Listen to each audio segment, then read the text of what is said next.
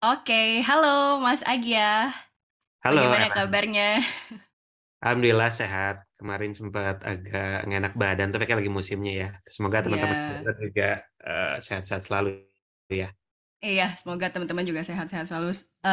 Mas Agia juga sehat-sehat selalu terus Ya, sampai nextnya. amin. Oke, sekarang lagi sibuk apa Mas Agia? Sekarang lagi sibuk biasa karena kau kan full time kerja juga ya. Jadi aku Mm-mm, ada kerjaan full time juga sebagai consumer insight researcher, tapi di sela-sela kesibukan full time ada juga beberapa ngisi-ngisi side job lah ya, misalnya ngisi acara atau webinar, kemudian mm-mm. mungkin beberapa stasiun TV juga, terus juga mungkin lagi apa ada project lain juga nih, lagi mau ada riset juga sama apa beberapa peneliti di luar negeri. Jadi ya terus ngisi podcast juga jadi ya Hmm, seputar sharing dan juga apa edukasi lah side jobnya. ya banyak ya. Jadi ada kerjaan utama sama ada side jobnya juga nih dan project-project lainnya. Cool.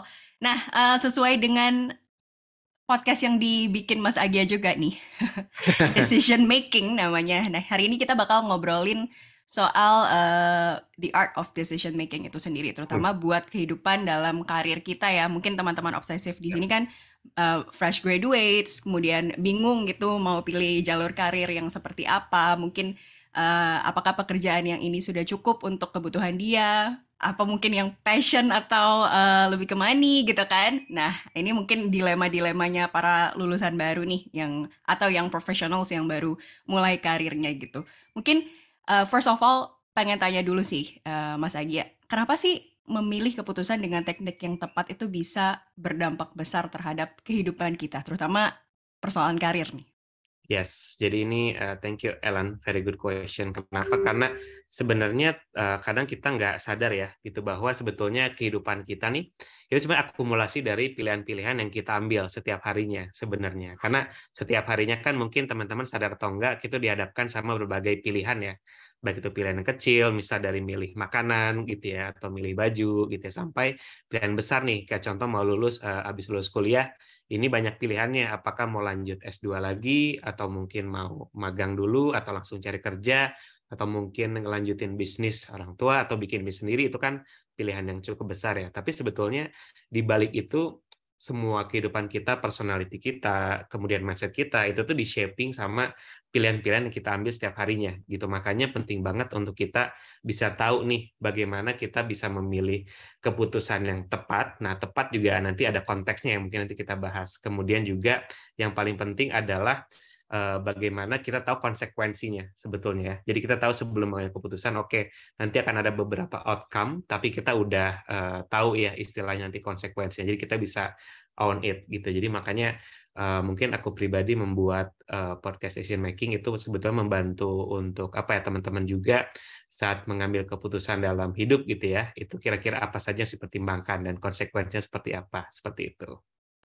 Oke, berarti memang dimulai dari sebenarnya pilihan-pilihan kecil kita dalam Hmm. keseharian ya, yang menentukan nanti pilihan besar kita juga cara kita mengambil keputusan seperti apa ya, Mas Agia Betul, berarti. betul. Paling sederhana contoh misalnya cara kita milih makanan gitu ya. Terus Hmm, juga nanti kan itu jadi ngaruhnya ke habit ya. Kita terbiasa mungkin makan yang manis-manis gitu misalnya atau yang banyak apa kolesterol gitu. Itu jadi habit kan. Nanti bahkan ada istilahnya sebenarnya kita we choose our sickness kan sebenarnya tergantung nih kita di usia muda gitu kan banyaknya makan apa gitu. Kita harus tahu konsekuensinya kan sebenarnya.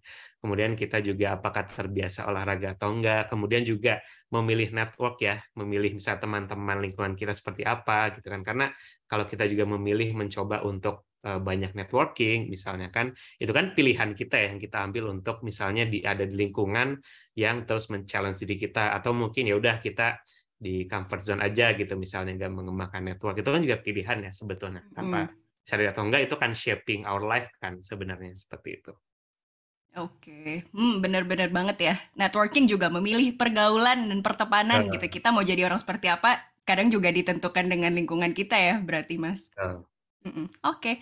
Nah, ngomongin soal decision making dalam mungkin kehidupan sehari-hari yang sederhana gitu. Sebenarnya ada nggak sih cara yang memilih keputusan yang cepat dan tepat? Nah, susah nih pasti. Yes, jadi memang in an ideal world gitu ya, kita bisa tuh milih, kita dapat quick decision making, cepat terus juga tepat kan. Tapi sebetulnya dalam hidup yang sebenarnya itu kan kita pasti akan mendapatkan pilihan-pilihan yang mungkin ternyata bisa dibilang tidak tepat gitu ya. Kemudian juga mungkin lambat dan akhirnya ada konsekuensinya gitu. Jadi sebetulnya cepat dan tepat ini sangat bergantung pada konteks ya teman-teman. Jadi kayak contoh, kalau untuk cepat sendiri kita juga harus menentukan nih ada resikonya kan. Karena kalau kita bilang gitu ya, kalau speed gitu ya, itu kan pasti ada resikonya, ada konsekuensinya. Apakah pengambilan keputusan cepat ini tuh sudah melalui berbagai pertimbangan yang matang gitu ya, atau mungkin kalau kita terlalu banyak menimbang-nimbang gitu ya, kesempatannya juga hilang gitu ya. Jadi cepat ini tuh sangat bergantung dengan konteks ya teman-teman. Yang paling penting adalah kita tahu konsekuensi dari kita mempercepat pengambilan keputusan ini gitu ya, atau mendelay juga, karena beberapa konteks mendelay keputusan pun bisa jadi hal yang baik ya gitu, karena misalnya dengan kita mendelay kita jadi membuka opsi pilihan-pilihan lain yang datang ke kita gitu ya, atau kita mendapatkan beberapa informasi yang mungkin lebih relevan gitu ya. Tapi ada juga kalau kita mendelay terlalu lama gitu keputusannya hilang, misalnya ada tawaran misal pekerjaan atau magang gitu, kalau kita lama balasnya mungkin udah di fill up sama yang lain gitu. Jadi teman-teman harus melihat konteksnya sendiri ya. Nah, yang kedua untuk tepat nih. Tadi kan pertama cepat, yang kedua tepat. Nah, kita juga tahu bahwa tepat ini juga sangat bergantung konteks, di mana mungkin satu keputusan A gitu ya, itu menjadi tepat untuk orang A, tapi keputusan yang sama ini mungkin bisa jadi tidak tepat untuk orang B. Misalnya, kalau aku ngasih contoh pemilihan saham misalnya. Saham yang beresiko nih misalnya untuk orang kita nih sama-sama, misalnya aku dan Ellen gitu ya, memilih salah satu emiten yang beresiko gitu ya. Terus ternyata kita cuan istilahnya, wah kita memilih apa pilihan yang tepat nih. Tapi saat nanti pilihan tersebut itu beresiko ya jatuh gitu ya. Nah misalnya kalau Ellen tuh nggak apa-apa, karena secara privilege, secara background, oh ya udah memang aku memilih apa sih, sama udah tahu resikonya nih. Jadi uang yang dimasukin itu walaupun alokasinya sama, tapi sebenarnya Ellen itu udah punya alokasi yang lain, jadi lebih safe lah gitu ya kalaupun rugi. Tapi ternyata beda kalau kondisinya aku privilege-nya berbeda nih. Jadi aku all in istilahnya, banyak mungkin 70% alokasi dananya. Dan itu jadi pilihan yang salah kan, karena aku tidak mempertimbangkan keuanganku secara luasnya gitu ya, kalau ini beresiko seperti apa. Nah, jadi saat bergantung dengan konteks ya teman-teman. Jadi yang harus diperhatikan adalah pertama background gitu ya, untuk yang tepat backgroundnya, apakah ketika pilihan yang kita ambil itu tidak tepat atau salah, kita masih bisa menanggulanginya atau tidak gitu ya. Yang kedua juga kita harus menanggung konsekuensinya. Apakah saat kita mengambil pilihan itu kita sudah tahu konsekuensi dan kita apakah sudah bisa responsibel terhadap hal tersebut, seperti itu. Oke, memang harus dilihat dari beberapa sisi juga ya Mas sebelum mengambil keputusan itu. Berarti memang pro cons-nya seperti apa gitu, Sangat sama personal. situasi kita seperti apa gitu ya. Betul. Oke. Nah, ngomongin itu yang tadi kan itu kan secara teoritisnya ya, maksudnya kita ngelihat pro, cons dan lain sebagainya. Nah, apakah kondisi emosional kita tuh bisa mempengaruhi pilihan keputusan tuh, Mas? Ya. Ini Kadang kan ada kondisi-kondisi tertentu nih. betul, betul. Jadi mungkin jawaban tercepatnya itu adalah sangat ya, sangat berpengaruh gitu. Kenapa? Karena kita sebagai manusia itu sangat wajar ya, teman-teman. Jadi ketika kita mengambil keputusan secara emosional itu juga bisa dibilang ini wajar ya. Jadi jangan sampai kita feeling bad gitu ya. Karena ya we are human after all ya. Jadi pasti akan ada influence-nya lah di emosional gitu. Nah, kita harus lihat juga tadi situasi saat kita mengambil keputusan juga. Jadi salah satu the art of decision making adalah sebisa mungkin kita lihat dulu situasi emosional kita sebelum mengambil keputusan. Gitu. Kayak contoh misalnya ada riset juga nih yang menarik, kadang kalau kita lagi emosional gitu ya, kondisinya tidak, misalnya lagi sedih gitu ya, terus ternyata kita shopping gitu ya, belanja entah itu ke groceries gitu ya, bahkan kalau ke Iya. groceries sendiri itu ada risetnya menunjukkan kita malah lebih banyak milih-milih makanan yang banyak kadar gulanya gitu ya. Hmm. Itu menarik juga. Terus juga misalnya emosional kita lagi sedih, lagi apa, terus kita impulsif gitu ya.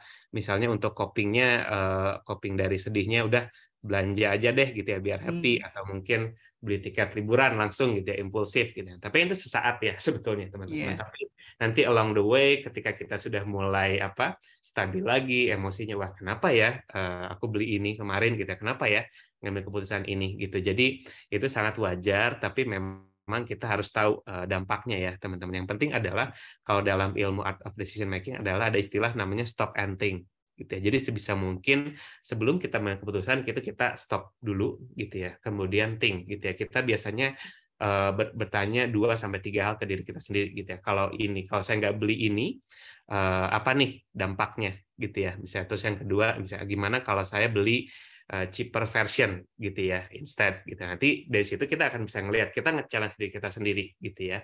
Kemudian ada juga five minutes rule lah istilahnya gitu. Jadi kita 5 menit dulu gitu kan.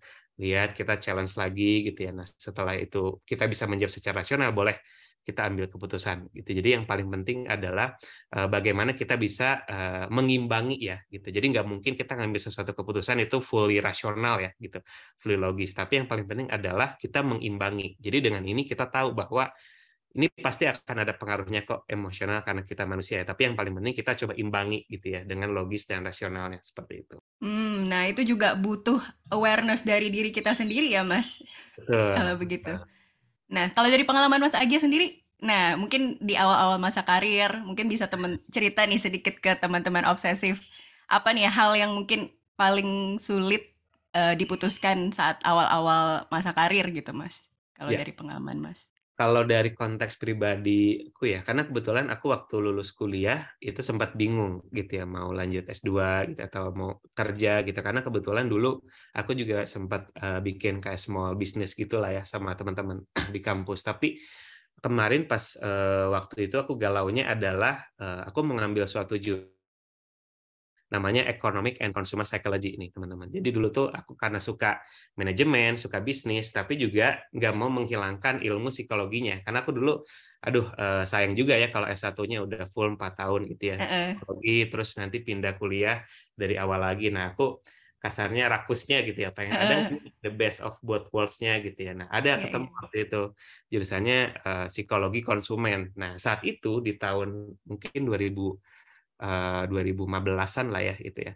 Itu belum ada sama sekali yang dengar psikologi konsumen gitu. Galau kan gimana karena aduh dan cuma ada di luar negeri gitu. Nanti Jarang kalau ya di jarang, Indo. jarang sekali Mm-mm. gitu. Terus kalau aku pulang itu nanti gimana ya gitu kan secara secara apa potensinya apakah pulang itu jadinya apa berubah lagi gitu ya itu pasti galau di sana. Nah, tapi karena aku mencoba mengimbangi ya. Jadi akunya riset dulu waktu itu. Gitu ya, riset dulu kira-kira lulusan dari psikologi konsumen kalau di Eropa seperti apa sih gitu ya. Nah, kemudian nanti di Indonesia instead aku melihat ini sebagai apa resiko gitu ya. Aku melihatnya sebagai peluang sebetulnya gitu karena oke di sini karena masih awam banget tidak ada mungkin aku bisa jadi pionir gitu ya udah belajar di luar terus pulang ke Indonesia gitu ya akhirnya mencoba banyak apa sosialisasi dan akhirnya paid off gitu jadi itu salah satu contoh bagaimana mengimbangi emosionalnya aku ya gitu kemarin aduh pengen egonya tuh pengen best of both worlds gitu tapi sempat bingung pulang ke Indonesia nanti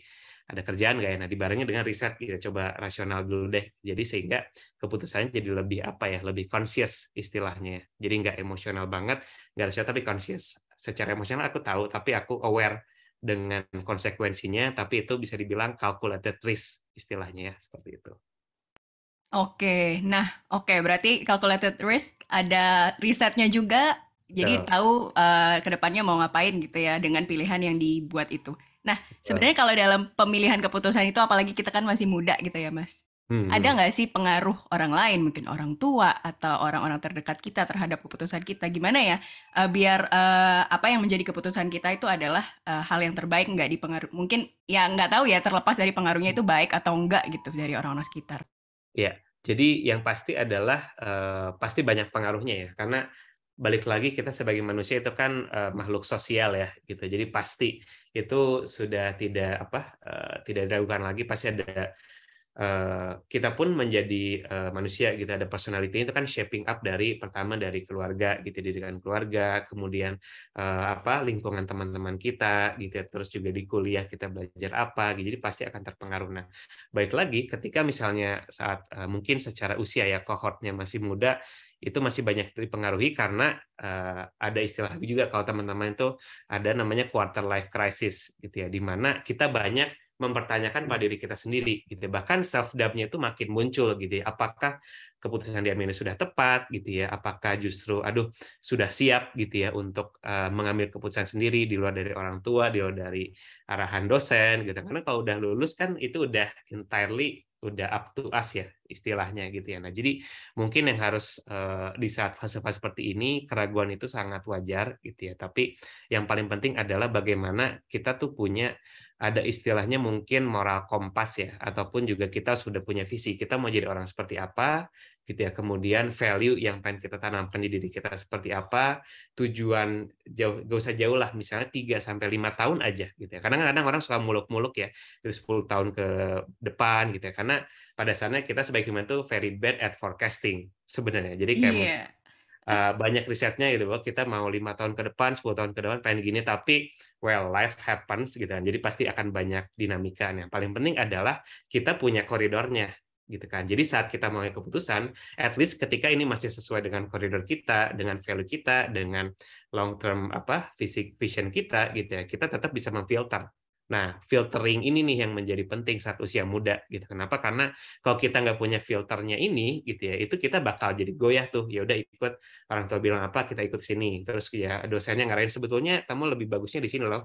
Kita ragu pindah ke sini. Lihat teman-teman gitu ya pada apply kerja di sini gitu ya. Terus pada bikin bisnis sendiri kita ikut-ikutan tanpa tahu potensi diri kita, itu juga jadi tidak baik. Jadi mungkin saranku adalah banyak-banyak uh, talk to your inner self ya sebenarnya, kayak banyak nanya ke diri sendiri gitu ya, dan banyak embracing sebenarnya limitasi aku tuh apa sebenarnya gitu ya, potensi aku apa, sehingga ketika kita mengambil keputusan itu kita sudah considering gitu ya. Karena kayak contohnya kalau aku menyarankan teman-teman yang mau S2, aku sangat menyarankan teman-teman itu harus suka banget sama mata kuliahnya, sama jurusannya. Kenapa? Karena di tengah jalan teman-teman pasti akan stres, pasti akan capek gitu ya. Kalau ternyata tidak sesuai dengan yang teman-teman inginkan karena ikut-ikutan aja. Tapi kalau teman-teman memang suka gitu ya sama mata kuliahnya atau nanti sama kerjaannya, at least teman-teman punya bensinnya, curiosity-nya untuk ngulik gitu ya, untuk explore gitu kan. Nah, makanya tadi mungkin ada sempat istilah passion ya. Nah, mungkin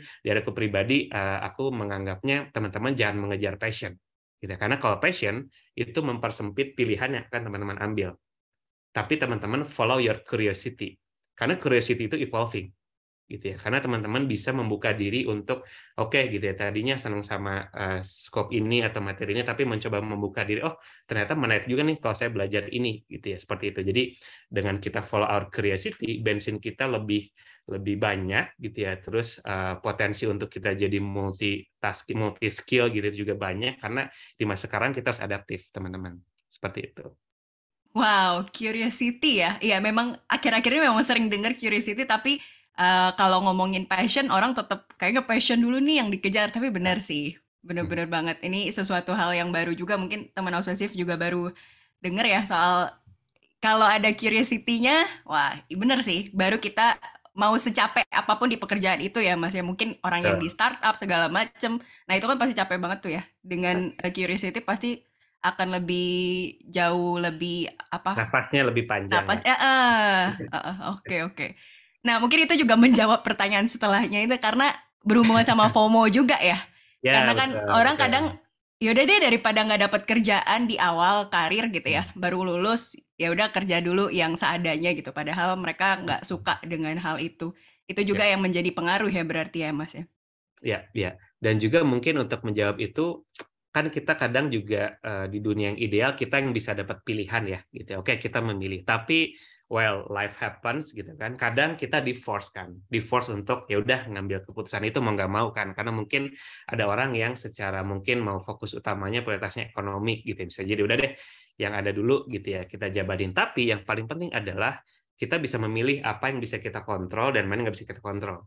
Yang bisa kita kontrol kadang adalah opportunity yang datang ya teman-teman gitu. Jadi kalau aku mau ngasih rumus sukses gitu, aku sangat believe sukses itu adalah ketika opportunity meets preparation gitu ya. Jadi itu meng-highlight bahwa ada dua hal yang perlu kita pertimbangkan. Satu yang nggak bisa kita kontrol, which is opportunity-nya gitu ya, kesempatannya. Itu kan benar-benar nggak bisa kita kontrol ya. Kita nggak tahu kapan ada, misalnya kita ketemu orang yang akhirnya ternyata jadi mentor kita gitu ya, atau menawarkan pekerjaan, itu kita nggak tahu gitu ya opportunity-nya. Tapi yang kedua ada namanya preparation.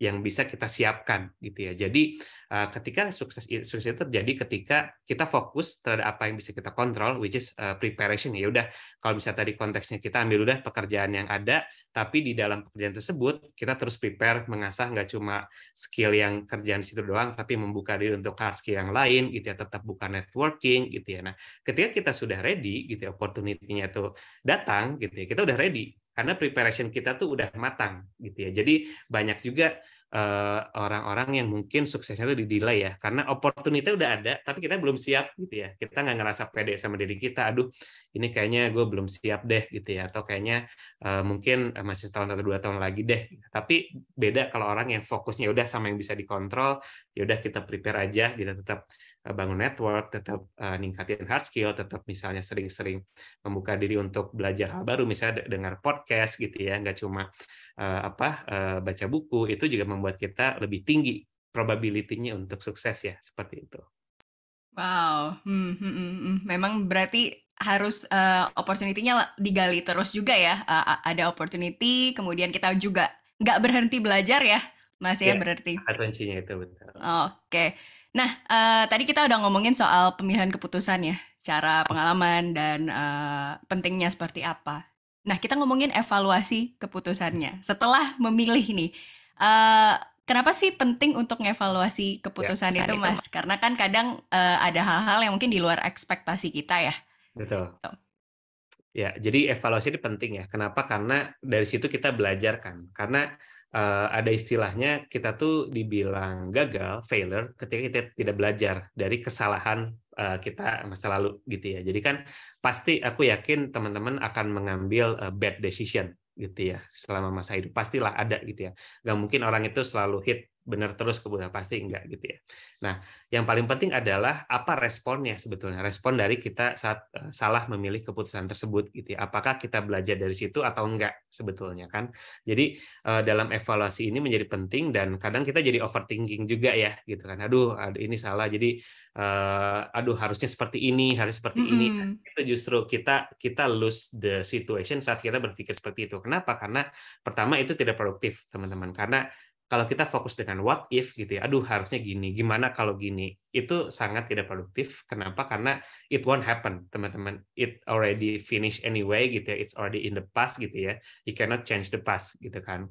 Itu rata-rata kita overthinking, kita selalu what if gitu ya. Aduh, coba aja kalau dulu, aduh harusnya bisa gini gitu ya. Nah, yang kedua adalah bagaimana ya sudah saat kita bisa belajar dari hal tersebut, oke, bagaimana kita tidak mengulanginya gitu ya, atau mungkin kita bisa belajar konteks apa saja nih yang mungkin sebetulnya keputusan kemarin itu bukan tidak tepat ya, tapi mungkin waktu timingnya misalnya, timingnya itu tidak pas gitu ya, karena kan kayak tadi konteks sangat kontekstual gitu ya pengambilan keputusan. Jadi jangan sampai yang harus kita hindari adalah selain tadi overthinking, yang kedua adalah blaming. Karena seringkali itu kita blaming ya, either kepada diri kita sendiri gitu karena kita merasa aduh ini saya yang tidak capable gitu ya, atau juga malah blaming eksternal gitu orang lain gitu kan, atau situasi which itu tidak produktif juga. Wajar ketika itu ada respons yang alamiah ya teman-teman saat kita blaming gitu ya, saat kita overthinking, tapi yang paling penting adalah let's get the grip of situation very fast gitu ya, dan move on very fast gitu teman-teman. Jadi dua hal itu ya yang harus kita hindari, overthinking dan juga blaming sebetulnya. Overthinking dan blaming harus dihindari, bener-bener. Eh, jadi evaluasi itu bukan mikirin what if-nya ya, tapi apa Ya, next plan-nya juga gitu ya, Mas ya. ya betul. Ya, Oke, bisa lanjut? Oke. Sip. Eh, nah, ketika kita kan ngomongin yang tadi ya juga ada ekspektasi atau hmm, cara mengobati rasa ditolak atau kemudian gagal dalam memilih keputusan ini seperti apa sih, Mas? ya. Jadi ekspektasi ini kalau bisa dibilang itu ada istilahnya root of all problem sebenarnya. Jadi Hmm. ekspektasi itu karena kenapa ekspektasi ini adalah satu set situasi yang kita tentukan gitu ya sendiri. Contohnya misalnya kita ada ekspektasi, misalnya kita udah apply kerja gitu, misalnya teman-teman yang fresh graduate nih apply udah coba udah pede banget nih gitu, wah udah siap gitu ya, udah coba apply ke beberapa, terus kita ekspektasi oke dalam mungkin 1 atau 2 bulan ke depan dapatlah ini gitu ya, bisalah gitu. Tapi ternyata enggak misalnya. Nah, itu juga apa ya? Ekspektasi ini menjadi tricky karena kita sebagai manusia nih, teman-teman, memang sudah di hardwired untuk we are very bad at forecasting thing nih, teman-teman gitu ya. Kenapa? Karena pertama kita tuh very subjektif ya, teman-teman, saat mengambil saat men-set ekspektasi gitu ya. Yang kedua, konteks kita tuh terbatas gitu. Jadi kadang kita nggak tahu gitu ya. Misalnya kita mau apply ke pekerjaan tertentu gitu misalnya gitu ya. Nah, yang paling penting adalah saat kita mengobati mungkin setelah gagal gitu atau salah mengambil keputusan, yang paling penting mengobatinya adalah mengevaluasi bagaimana cara kita mengambil keputusan kemarin gitu ya. Nah, ternyata kalau kita mengevaluasi, oh mungkin saat itu aku terlalu naif, misalnya terlalu emosional gitu ya. Jadi merasa bahwa karena kan kadang ada egonya ya gitu ya. Kalau anak muda itu misalnya kayak the world itu tuh kita ngerasa revolve around us gitu ya. Terus kayak senternya tuh kita lah gitu ya. Terus kita kadang overestimating juga our ability gitu ya. Jadi itu wajar teman-teman. Tapi yang paling penting adalah oke, mungkin ekspektasinya adalah my effort gitu ya, ternyata tidak sesuai dengan ekspektasinya gitu. Jadi kayak ekspektasi kita A gitu ya, misalnya 100 gitu ya, tapi effort kita tuh masih 60 sebenarnya atau 70 gitu ya. Nah, yang sulit dari sini adalah honest-nya teman-teman. Gimana kita jujur sama diri kita sendiri terhadap effort yang sudah kita lakukan. Karena kadang sulit ya menerima penilaian, menerima bahwa ternyata memang kita kurang effort gitu ya, atau mungkin targetnya ketinggian. Yang paling penting adalah kita jujur pada diri kita sendiri gitu ya. Nah, caranya adalah seperti tadi, kita harus banyak talk to our inner self ya gitu. Jadi kita harus jujur membuka diri kita sama diri kita sendiri gitu ya. So actually yang paling penting adalah hubungan kita dengan diri kita sendiri gitu ya. Kenapa? Karena dengan kita bisa mengenal baik gitu ya diri kita sendiri, teman-teman mungkin pernah dengar istilah humility ya. Humility itu adalah ketika kita bisa secara akurat tidak over atau underestimating diri kita.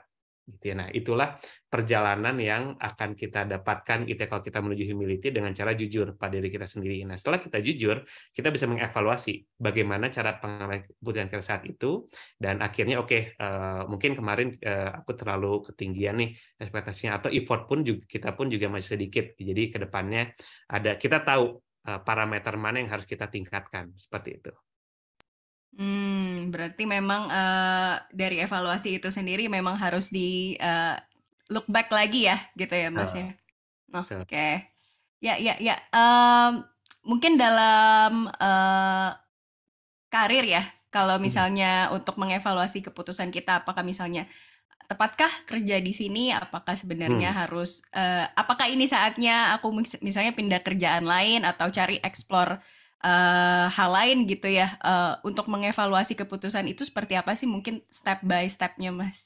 Ya, kalau di konteks kerja itu ada beberapa faktor ya yang harus kita pertimbangkan. Pertama dari sisi career ladder gitu ya. Nah, ini yang biasanya yang paling paling berpengaruh juga gitu ya. Apakah jelas nih secara career ladder? Kenapa? Karena kita sebagai employee gitu ya, sebagai orang yang berkarir itu kita pengen berkembang kan gitu ya. Nah, kita perlu lihat apakah tempat kita sekarang itu memberikan jalurnya gitu ya, atau apakah secara struktur gitu ya, atau ladder-nya itu sudah clear gitu ya, atau enggak, apakah sudah jelas gitu ya kalau kita mau ambil next step, higher hierarchy seperti apa, itu pertama gitu. Kita harus lihat career ladder-nya.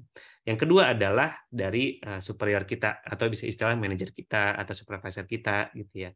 Apakah walaupun misalnya nanti secara karir itu mungkin lebih lambat gitu ya dibandingkan dari company-company lain, tapi apakah kita bisa belajar banyak dari supervisor kita gitu atau manajer kita gitu. Karena itu jadi salah satu poin penting juga. Kenapa? Karena having a good manager is a privilege. Aku bisa bilang ya gitu. Jadi benar-benar itu adalah suatu privilege yang teman-teman harus maksimalkan gitu ya. Nah, tapi kebalikannya nih, kalau teman-teman juga ternyata tidak begitu serak atau tidak cocok, itu juga jadi bahan pertimbangan ya.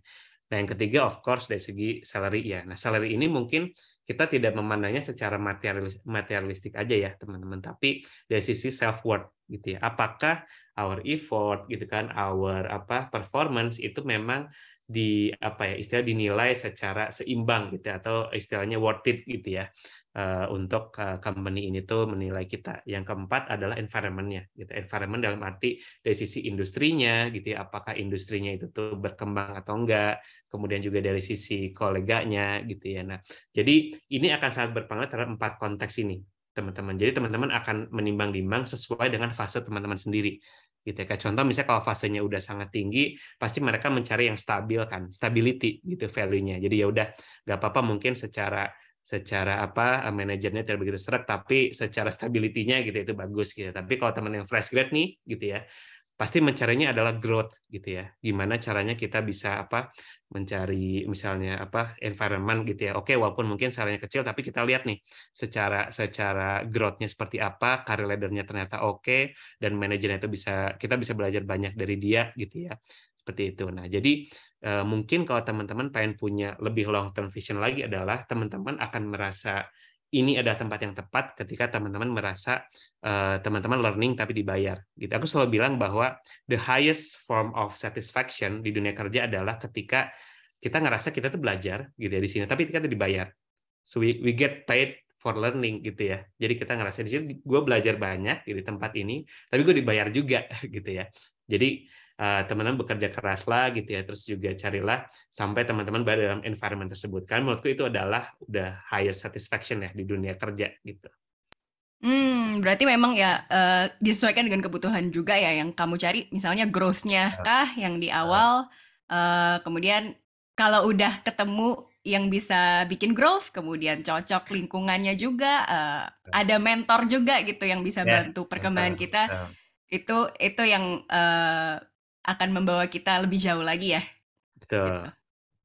Cool, cool. Oke, ini hampir 30 menit kita ngobrol. Mungkin one last ada pesan-pesan buat teman obsesif mungkin untuk decision making dalam kehidupan karir mereka, Mas. Yes, jadi buat teman-teman yang dengar, ini adalah fase bisa dibilang one of the most exciting phase ya in our life gitu kalau teman-teman phase kayak. Kenapa? Karena pertama you start to take control of your life gitu kan, decision-nya tadi, pilihan-pilihannya sudah jatuh ke tangan kita sudah mau bisa on the consequence gitu kan. Nah, tapi mungkin yang menjadi hambatan adalah kita takut gagal nih teman-teman, takut salah gitu ya istilahnya. Tapi ada dua hal yang aku selalu pegang gitu. Pertama, di usia muda itu adalah usia di mana kita ngabisin jatah gagal teman-teman gitu. Jadi kayak ketika kita salah mengambil keputusan, ketika kita misalnya gagal atau orang-orang akan lebih memaklumi gitu ya biasanya. Kenapa? Karena ini adalah fase-fase kita untuk learning. Kita harus learn a lot gitu ya dengan cara trial and error gitu ya, making bad decision gitu. Tapi gimana kita bisa move on dari sana gitu, itu pertama gitu ya. Terus yang kedua adalah enjoy the process sebenarnya teman-teman. Kenapa? Karena seringkali kita ngerasa bahwa kalau failure itu adalah opposite of the success gitu. Jadi kalau kita gagal, kita tuh nggak sukses. Itu tuh salah besar. Padahal failure atau kegagalan itu adalah part of the success gitu ya. Jadi justru kalau kita nggak gagal, kita ngerasa salah, berarti something's wrong. We are being too cautious kan, terlalu main aman. Jadi kita berkembangnya itu lebih lama gitu. Jadi I think enjoy the process gitu ya, and learn from your from your mistakes gitu. Karena it's normal anyway teman-teman.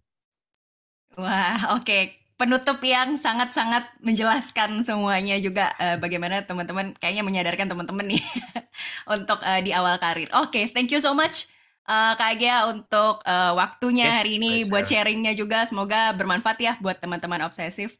Dan jangan lupa teman-teman obsesif bakal ada episode lainnya juga dari Kak Agia. Jadi ditunggu aja ya di podcast obsesif. Thank you Kak Agia. See Thank you. you teman-teman semua. Thank you Ellen.